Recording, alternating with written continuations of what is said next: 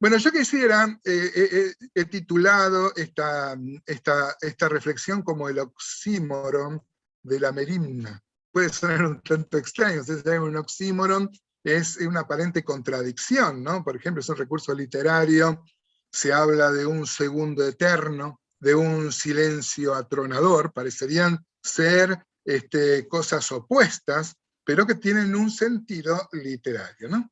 Algo parecido pasa con la palabra merimna, que es la palabra que se usa en el Nuevo Testamento para la preocupación, para la ansiedad, para cuando algo nos preocupa, nos aqueja y genera ansiedad y depresión. He leído, tienen la cita luego en los apuntes, si quieren, no es lo que más leo, Cristianismo Today, Cristianismo Hoy, es un periódico norteamericano, que hizo una encuesta entre muchos pastores, tiene un ministerio que se llama Barna, que sirve a pastores proveyéndoles de recursos y asistiendo a los hermanos que están en la obra, y me sorprendió, ellos descubren hace menos de un año en este estudio, no me acuerdo, ahí se menciona cuántos pastores se hizo, pero el 38%, casi el 40% de los pastores, y encima a tiempo completo, estaban pensando seriamente en dejar el pastorado, en dejar su vocación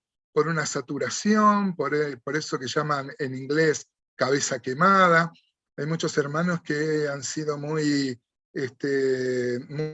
muy presionados, que los rigores de la obra. Imagínense, encima de esta encuesta es una sociedad tan ajena a nosotros, porque ahí tienen pastores a tiempo completo, y nosotros por lo general tenemos ancianos, líderes, misioneros, que muchas veces tienen que compartir su llamado misionero también con proveerse un sustento material, ¿no? Esto podríamos hablar algún día acerca de eso. Pero digo, qué bárbaro, descubre este estudio una gran deserción de pastores. Y acá en Rosario mismo, donde yo vivo, hay varios hermanos, algunos por razones de salud, los médicos le han aconsejado, viene la cantidad de enfermos del corazón entre pastores. Hermanos que le tienen que hacer operaciones al corazón abierto, ponerle stent, o, bueno. Acá en Rosario hemos tenido varios pastores de varias iglesias que han dejado el ministerio pastoral, bueno, por razones de salud. Hemos tenido, como nunca, estamos teniendo hermanos que están al frente que tienen un montón de problemas cardíacos, y bueno, y mucho de eso tiene que ver con el mismo desarrollo del ministerio, ¿no? Para colmo, ustedes saben que vivimos en una era que se llama la era del Prozac. Ustedes saben que el Prozac ya tiene 35 años, ahí les pongo también un link en los apuntes, donde se habla, ¿por qué se llama la era del Prozac? Porque el Prozac fue la monodroga que empezó a tratar para ser un antidepresivo. Y bueno, y fue un éxito total, y se vende, hay millones de dólares, porque es algo que tiene muchísima demanda, ¿no? Bueno, mucho se podría hablar de esto, pero yo quería plantear esto porque digo, entonces quiere decir que tenemos que pensar seriamente, ¿es esto lo que Dios quería? ¿Es esto lo que quiere para un siervo que se consuma y hasta pierda su salud? Entonces me recordé un viejo libro ya de los años 70 de William Barclay, que muchos de ustedes deben tener en su biblioteca, que se llama Palabras Griegas del Nuevo Testamento. ¿Alguien lo tiene? Bueno, él usa para la palabra afán, para la palabra ansiedad, para la preocupación, él dice que la palabra griega es la palabra griega merimna, que es el 3308 en el número de la Strong, ¿no? Bueno, pero entonces es una cosa curiosa que esta palabra, merimna, es como el colesterol. Vieron que el colesterol, hay un colesterol bueno y un colesterol malo. Bueno, de la misma forma, hay una preocupación que es la que debemos tener, la que debe protagonizar nuestra vida y nuestro ministerio, y hay otras cosas por las cuales no debemos preocuparnos, no ocupar nuestro corazón, nuestra mente en esto, ¿no? Por ejemplo, uno puede leer Filipenses 4:5, y dice, vuestra gentileza sea conocida de todos los hombres, el Señor está cerca. y comparto la opinión de algunos teólogos que dicen que no es acá el Señor está cerca, como en 1 Corintios 16, 22, que dice el Señor viene y la palabra es Maranata. En los manuscritos más antiguos aparece como el Señor está cerca de nosotros, más que está viniendo. Y dice el 6 de Filipenses 4, por nada estéis afanosos. Por nada, dice, ¿no? Afanosos, y usa la palabra, un derivado de la palabra merimna, ¿no? Por nada tengan merimna, sino sean conocidas vuestras peticiones delante de Dios, en toda oración y ruego, con acción de gracias, y la paz de Dios, que sobrepasa todo entendimiento, guardará vuestros corazones y vuestros pensamientos en Cristo Jesús. Mire, qué pasaje hermoso. El apóstol Pablo está en la cárcel, él está preso, él está en Roma, él escribe ahí 5 cartas, ¿se acuerdan? Le escribe a los Efesios, le escribe a los Colosenses, le escribe a Filemón, le escribe a los Filipenses, y también escribe una carta a los Laodicenses, que Dios no ha querido que esté en el canon. Pero esta carta habla como poco sobre el gozo, y dice, por nada se llenen de meridma, por nada estén afanosos. Ahora, descubre Barclay, por lo menos Barclay, luego después, antes de fallecer, también tuvo algunos desvíos teológicos, pero en este tiempo, por lo menos en los años 70 del siglo pasado, era un encumbrado teólogo, ¿no? Y ese libro es muy útil. Si no lo tienen, se lo recomiendo, hermanos, Palabras griegas del Nuevo Testamento. Bueno, la palabra meridma significa cuidado, preocupación, ansiedad, ¿no? Y decía que es como el colesterol, porque aparece en diferentes contextos y a través de los diferentes contextos podemos saber si esta preocupación es buena o si es mala.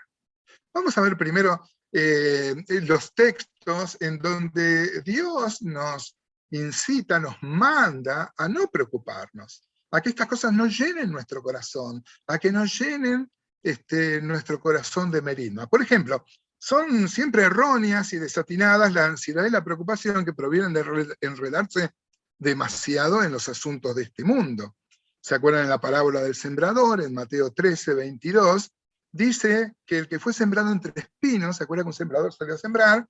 Y parte cayó junto al camino, eso vinieron las aves y se lo arrebataron, otro cayó entre pedregales, y estos son los que no soportan la tribulación, el otro cayó entre espinos, y los espinos crecieron y la ahogaron, ¿se acuerdan a la palabra, no?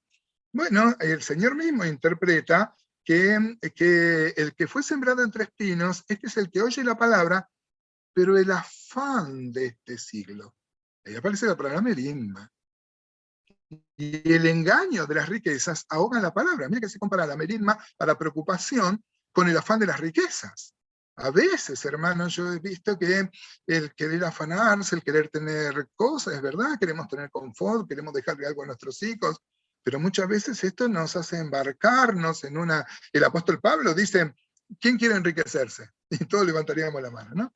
Pero dice que el que quiere enriquecerse cae en tentación y lazo, y es traspasado de mucho dolor, dice en 1 Timoteo capítulo 6. Bueno, Lucas 8:14 también dice, la que cayó entre espinos, estos son los que oyen, pero oyéndose son ahogados por los afanes, por la meridma y las riquezas y los placeres de la vida, y no llevan fruto. Miren que inclusive llegan a ahogar la palabra, la preocupación por las cosas de este mundo, ¿no? Por las riquezas, por los placeres, ¿no? Lucas 21:34 dice, mirad también por vosotros mismos que vuestros corazones no se carguen de glotonería y embriaguez y de los afanes de esta vida. Afanes, meridma, ¿no? Y venga de repente sobre vosotros aquel día, porque como un lazo vendrá sobre todos los que habitan sobre la faz de la tierra. Velad pues que en todo tiempo orando que seáis tenidos por dignos de escapar. Hablaba de la gran tribulación el Señor ahí en Lucas 21, ¿no? Pero fíjense que dice, mirad también vosotros mismos que vuestros corazones no se carguen de glotonería, de embriaguez y los afanes de esta vida, ¿no? Así que cuando un hombre se ocupa tanto en los negocios del tiempo que no puede prestar atención a lo espiritual, hermano, esto es una sobrecarga muy grande para el corazón. Y muchas veces nosotros somos tentados a embarcarnos, en comprarnos algo. Yo siempre le digo a los hermanos, un hermano viene y me dice, me compré tal cosa. Digo, pero el Señor te dejó, le oraste por eso, ayunaste por eso. Más si te tenés que meter en créditos, ¿no? Porque después, claro, hay que pagarlos esos créditos y traen mucha preocupación, ¿no? La preocupación por el futuro también es una preocupación, hermanos, desatinada, una preocupación que no tiene que estar sobre nuestro corazón. Mateo 6:25, el Señor Jesús dijo claramente, por tanto os digo, no os afanéis por vuestra vida, qué habéis de comer, qué habéis de beber, ni por vuestro cuerpo, qué habéis de vestir. ¿No es la vida más que el alimento y el cuerpo más que el vestido? Mirad las aves del cielo, que no siembran ni ciegan, ni recogen en graneros, y vuestro Padre Celestial las alimenta, ¿no valéis vosotros mucho más que ellas? ¿No? Mateo 6 dice, no os afanéis, no tengáis merimna, no, esta preocupación no debe estar sobre nosotros. Y pone un ejemplo tan simple, no miren las aves se preocupan, tienen la FJP, tienen una jubilación, un seguro de retiro, ¿no? Y mi Padre las alimenta, y bueno, y así también por el vestido, Mateo 6:31 dice, no os afanéis pues diciendo qué comeremos, o qué beberemos, o qué vestiremos, porque los gentiles, los inconversos, buscan todas estas cosas, pero vuestro Padre Celestial sabe de qué tenéis necesidad de todas estas cosas, ¿no?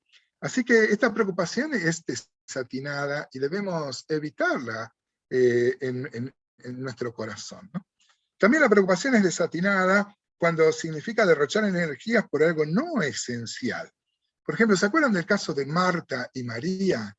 ¿Se acuerdan la casa de Betania, un lugar donde a Jesús le gustaba ir? Ahí vivía Lázaro y sus dos hermanas, Marta y María. Hay un suceso que narra Lucas 10, que dice que el Señor estaba ahí en la casa de Lázaro, donde estaban sus amigos, un lugar donde le gustaba ir. Fíjense que el Señor discutía con los fariseos en Jerusalén, en el templo, enseñaba, sanaba, pero luego iba, él no pernoctaba en Jerusalén, él se hacía unos kilómetros, iba todas las noches a dormir a Betania, donde estaban sus amigos, ¿no? Y me encanta pensar, no sé si le ha pasado a ustedes, después de un día pesado, de un día duro, uno quiere llegar, y como dice otro rosarino, Adriana Buenicio, solo quiere un tiempo blando, ¿no? Un tiempo blando, y a mí me parece que al Señor le gustaba llegar y tener demostraciones de afecto. Él discutía con los fariseos en Jerusalén, pero dormía en Betania, donde estaban sus amigos. Ahora, ahí se da en Lucas 10, se lo voy a contar, usted lo conoce de memoria, que se acuerdan que María se puso a los pies del Señor y Marta dice que trabajaba y venía. Ahora, fíjense que el Señor no le reclama que ella estaba trabajando, lo que le reclama es que estaba afanada y turbada por esas cosas. Si ella no hubiera estado trabajando, nadie hubiera comido ese día. Pero ella lo hacía con una actitud. Ahora, maravilloso Marta, maravilloso Marta. Marta tenía un problema contra María, contra su hermana. Decía, ¿cómo? Yo estoy trabajando y vos estás ahí tranquila escuchando la palabra, que el Señor va a decir que es lo mejor. Pero Marta hizo algo maravilloso. Marta fue al Señor, no la agarró de los pelos a María, ¿no? En mi iglesia, cuando pasan estas cosas, las Martas de mi iglesia agarran de los pelos a las Marías. Pero fíjese que el Señor le dice, afanada y turbada estás por muchas cosas. No le critica que estaba trabajando, sino que estaba afanada y turbada. Me parece que la mejor enseñanza que podemos sacar ahí es que uno debe trabajar como Marta, pero con el espíritu de María, sin el afán, sin la turbación que trae tantos problemas en la salud, tanta fatiga en el ministerio y tanto problema y cansancio en nuestra mente, ¿no? Inclusive lo que vamos a decir, si nos llevan a testificar, como decía Carlos Madrigal allá en Turquía, el evangelio es expositivo, porque como no se puede hacer proselitismo, bueno, puede invitar a las personas a que vengan al cristianismo. Eso es un delito, se pagan multas muy onerosas, e inclusive la cárcel, ¿no? Bueno, puede decir un turco que se haga cristiano, eso está prohibido por ley. Pero el evangelio es expositivo, se puede tener iglesia, se puede tener un programa de televisión, pero siempre siendo expositivo, contando, ¿no? Uno podría temer, una vez los discípulos tenían miedo, tenían ansiedad, tenían una preocupación, ¿qué habrían de decir? Y el Señor le dice en Lucas 12:11, cuando os trajeren a las sinagogas y ante los magistrados y las autoridades, no os preocupéis, merimna. No, no, no, no. No os preocupéis por cómo o qué habréis de responder o qué habréis de decir, porque el Espíritu Santo os enseñará en la misma hora lo que debáis hacer. Así que esta preocupación tampoco, la preocupación por el futuro, la preocupación preocuparse por nuestro sustento, por las cosas materiales, por los afanes de esta vida, por qué vamos a decir si nos increpan, ¿no? También, por ejemplo, agradar a los hombres, hermano, esto es una preocupación desatinada, es una locura. En 1 Corintios 7, del 32 al 34, el apóstol Pablo también vuelve a decir que si yo agradara a los hombres, yo no sería siervo de Cristo. Esto no me preocupa, y también usa la palabra merimna para hablar de la preocupación, para hablar de la ansiedad. Ahora, entonces, ¿y cuál es la solución? ¿No es cierto que uno puede ofrecer a esto para no preocuparnos? Y justamente por eso me parecía tan atinado traerlo a una reunión de oración. Primera Pedro, por ejemplo, 5:7, dice: humillaos pues bajo la poderosa mano de Dios, para que Él os exalte cuando fuere tiempo, echando toda vuestra ansiedad sobre Él, nuestra merimna, toda la ansiedad sobre Él, porque Él tiene cuidado de nosotros. Y ahí tiene sentido el texto que dio inicio a esta charla, el de Filipenses 4:6, que dice: por nada estéis afanosos. Ahora, por nada, nada, ¿no? Porque vamos a ver que hay cosas que el mismo apóstol Pablo, inspirado por Dios, dice que sí debemos preocuparnos. O sea que la merimna, por eso es como un oxímoron, tiene como una arista de que no es bueno, es como el colesterol, por eso decía, tiene una parte mala, pero tiene una parte buena. Por ejemplo, dice, vamos a ver ahora entonces en qué cosas está bien preocuparse, está bien tener preocupación por esto. Por ejemplo, es justo que nos preocupemos por los demás. 1 Corintios 12:25, hermanos, dice: para que no haya desavenencia en el cuerpo, sino que los miembros todos se preocupen. La palabra es la misma, merimna. Fíjense cómo la misma palabra que el apóstol Pablo decía que no había que preocuparse, acá dice que sí hay que preocuparse. Dice: para que no haya desavenencia en el cuerpo, sino que los miembros todos se preocupen los unos por los otros, de manera que si un miembro padece, todos los miembros se duelen con él, y si un miembro recibe honra, todos los miembros con él se gozan. Vosotros pues sois el cuerpo de Cristo, y miembro cada uno en particular. Esta sí es una preocupación, hermano.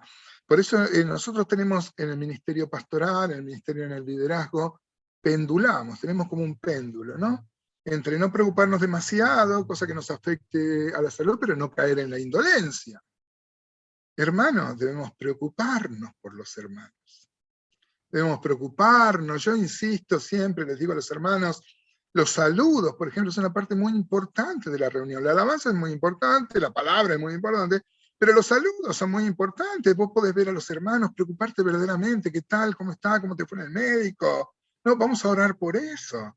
Y echar esa ansiedad a la merimna para que no nos mate, pero no caer en la indolencia, hermano. Yo he conocido algunos líderes, sé que no es la característica de este grupo, pero se puede atribuir a una indolencia, que no les importa nada.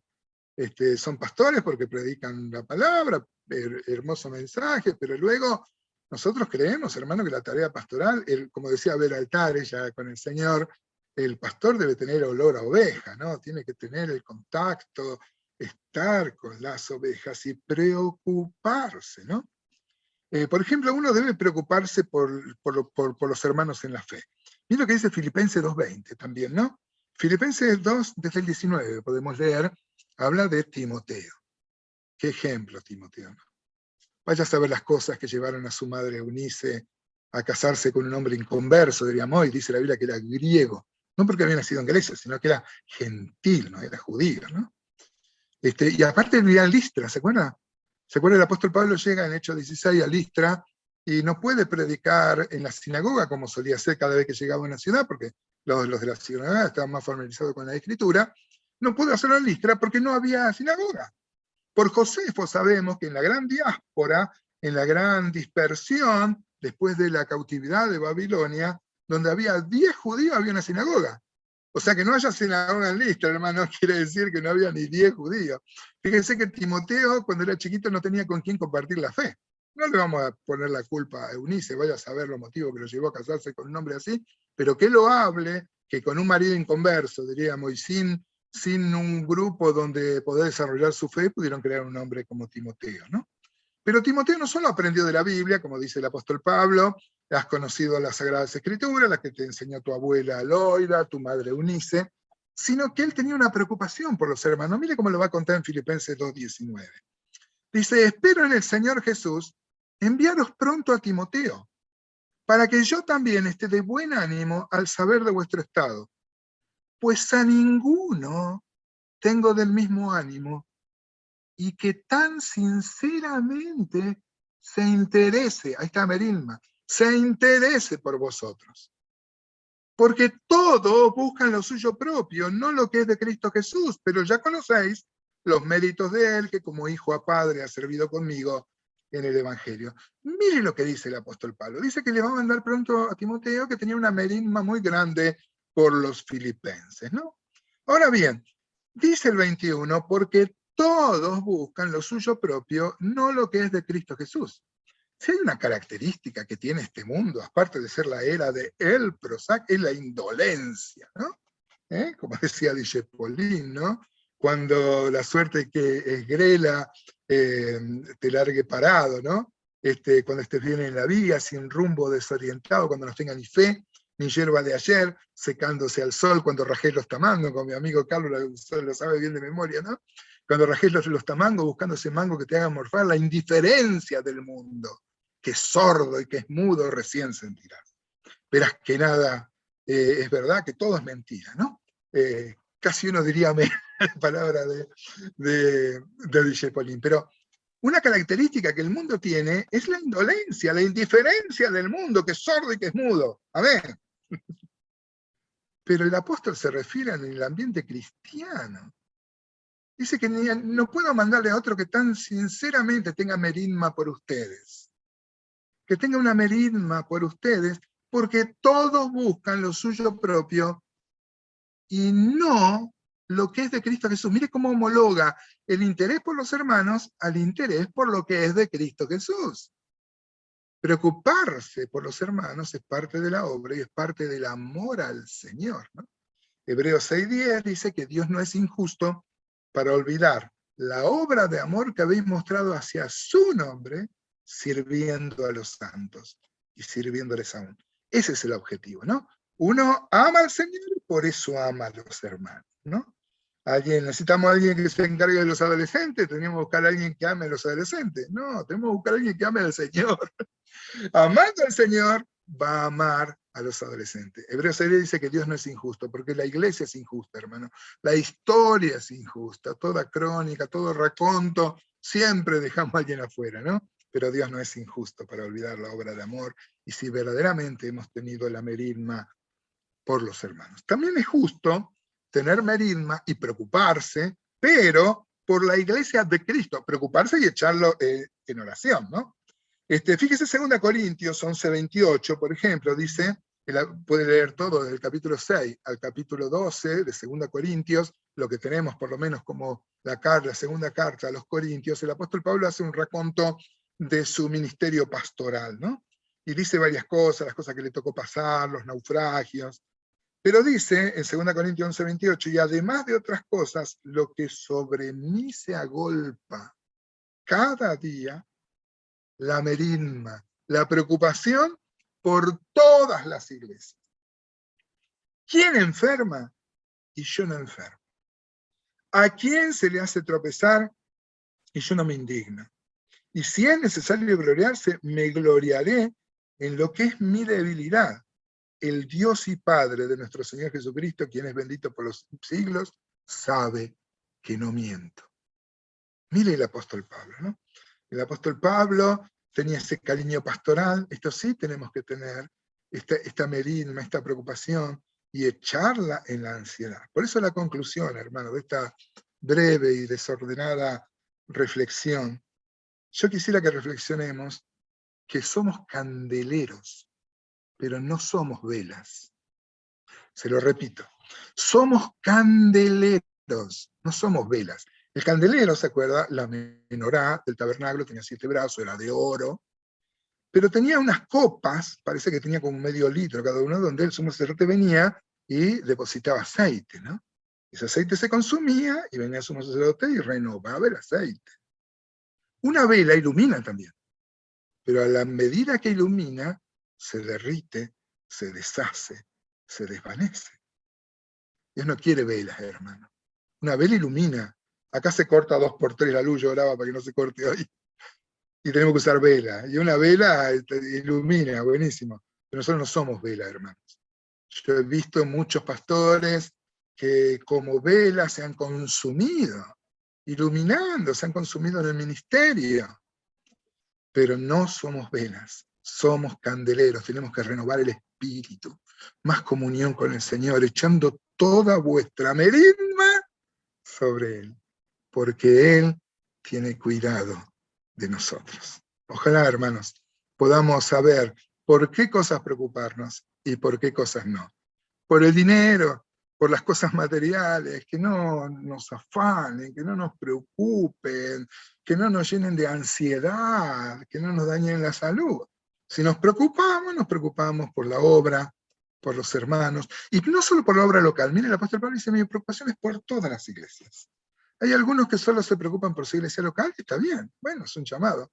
Pero debemos ampliar un poquito también y orar, por lo menos, y tratar de ayudar a otras iglesias que están pasando por alguna dificultad. Fíjese como el apóstol Pablo, cuando había persecución en Jerusalén, entre todas las iglesias de los gentiles, juntó una ofrenda para llevarle.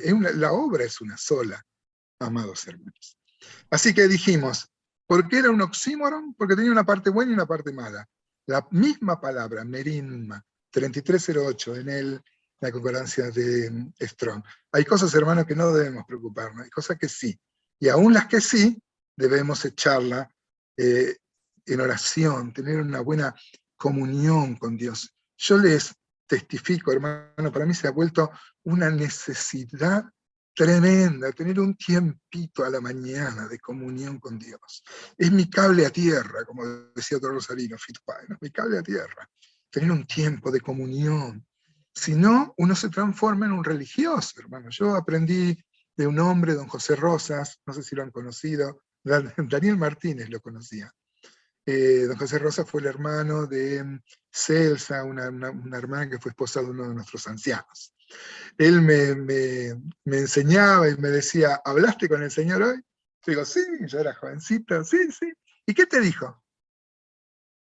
No sabía qué me había dicho. Había estado con el Señor y no podía decir qué me dijo. O sea que fue un rito vacío, ¿no? ¿Se acuerdan del fariseo de Lucas 18? Dice que oraba consigo mismo. Hermanos, más que tiempo de oración, necesitamos calidad de oración. El Señor pasó una noche entera. Yo me he pasado noche despierto, preparando un campamento, pero ¿cómo se hace para orar toda una noche? Bueno, Watchman Nee dice que, bueno, da consejos, inclusive del cuerpo, y él dice algunas cosas un tanto raras. Pero es muy extraño, ¿no? Toda una noche orando, ayunando. El ayuno no es práctica pentecostal, hermano, es práctica bíblica. Buscar un tiempo de comunión, tener tiempo de calidad, entregar nuestra familia, nuestro ministerio, a los hermanos. ¿Eh? Esa sí es una buena merimma. Somos candeleros, no velas.